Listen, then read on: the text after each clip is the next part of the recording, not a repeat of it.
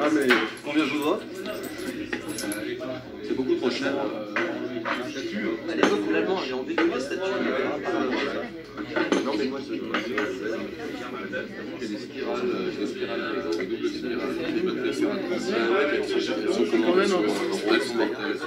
sont mortelles, avec toutes les C'est des spirales. noirs. Ah d'accord. Ok. Je peux te les faire. Mais bon, j'en pense d'accord.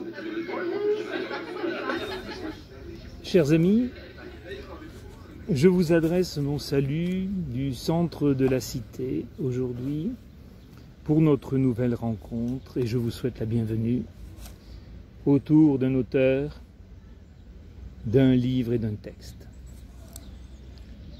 J'ai choisi de dire aujourd'hui Jean-Philippe Testefort pour son recueil De ma part du démon, publié aux éditions Unicité.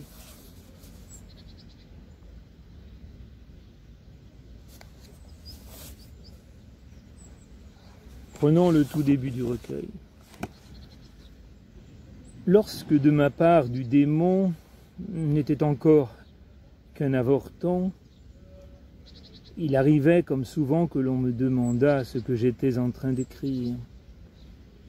Presque invariablement, dès lors que j'avais décliné sans ménagement de quoi il s'agissait, un silence oxygéné s'ensuivait.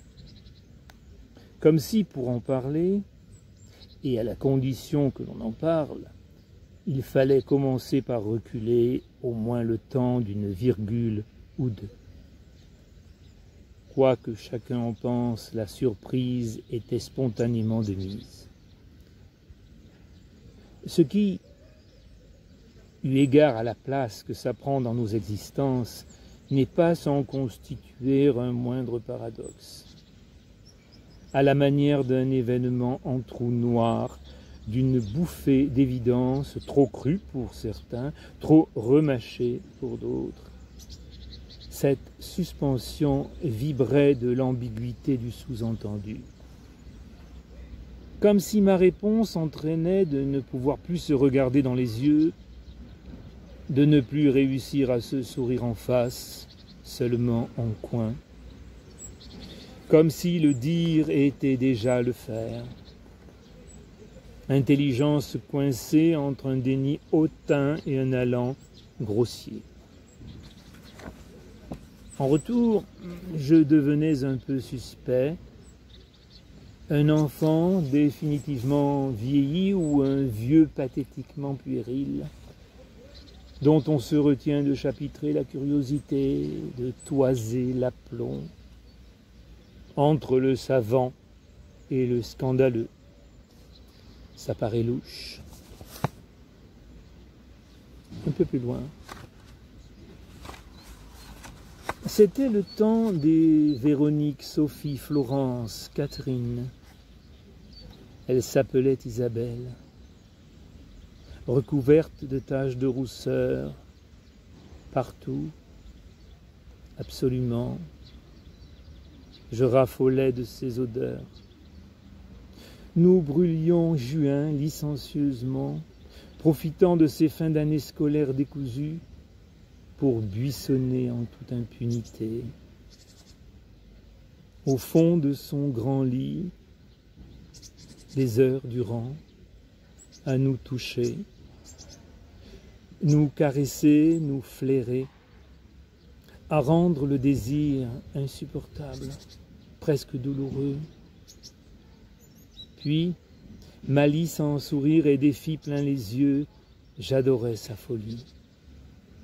Elle ouvrait ses grandes lèvres, me mettant définitivement au supplice de devoir s'enfiler, m'endiguer, lutter au cœur même du va-et-vient, de devoir contenir l'imminence du plaisir par un puissant effort d'imagination, retarder l'échéance séparatrice, hélas, toujours trop tôt précipitée, sur son ventre bientôt humide, de ma délivrance penaude, mais réconfortée par l'étreinte mauve de mon apprentie maîtresse.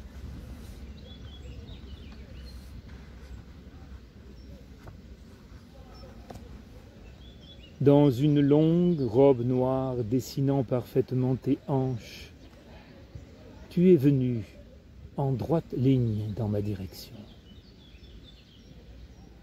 Tu t'es planté devant moi et tu as dit « La dernière fois que l'on s'est croisés, j'ai eu une folle envie de t'embrasser. » J'ai répondu, précipitamment, qu'il ne fallait jamais rester sur un regret. Alors tu as tourné 7 fois ta langue dans ma bouche.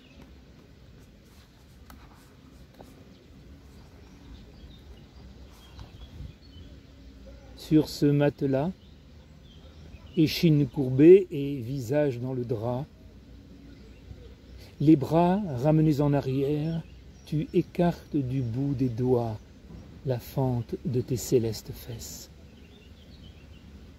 Découvrant la rosace solaire où planter le pieu consacré de nos pieux essoufflements.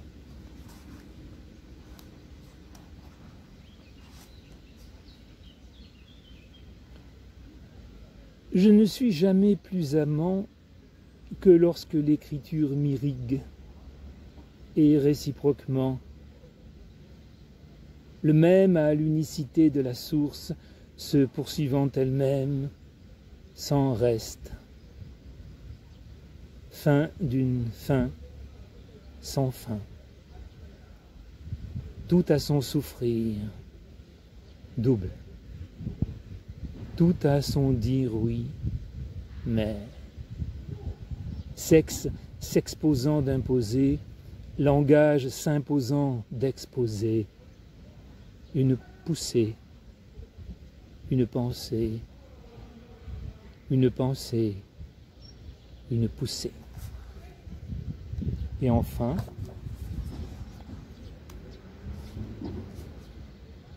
de la sexualité des genres, dans la contingence et les hasards, de l'existence étendue à l'existence virginale, en son ouverture ascendante de sexe invisiblement transgenre, se sentir happé et repoussé par l'idée dont l'attestation ténue rabat et relève la finitude, indisposé par le sens qui l'avance fatalement. Tout ça pour ça. Je vous remercie.